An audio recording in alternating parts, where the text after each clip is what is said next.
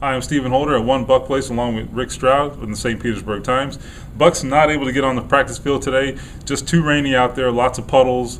Don't want to risk injury, so they're going inside for a walkthrough this afternoon. Let's take a look at the quarterback situation. Obviously, you know by now that Josh Freeman broke that right thumb in his throwing hand. He's going to be out for a little bit here. Rick, number one, do you think he'll be able to play effectively upon his return, hopefully for the season opener? And, he's going to be backed up by Josh Johnson. They do not have a veteran quarterback here. What about that decision?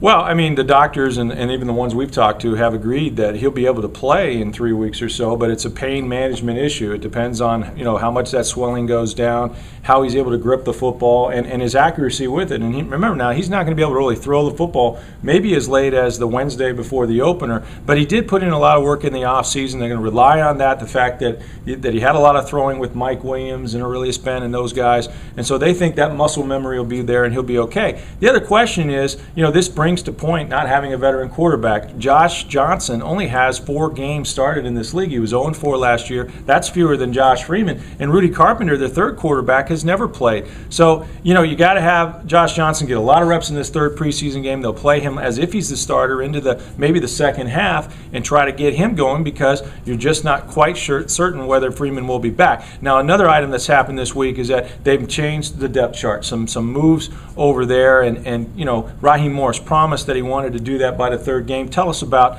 the new starters. Well, Sean Jones at strong safety, going to play along with Tenar Jackson, appears over Savvy Piscatelli, and at left guard, Kedrick Vincent slides in there over Jeremy Zutaw. Those are 2 moves we pretty much foreshadowed for weeks here.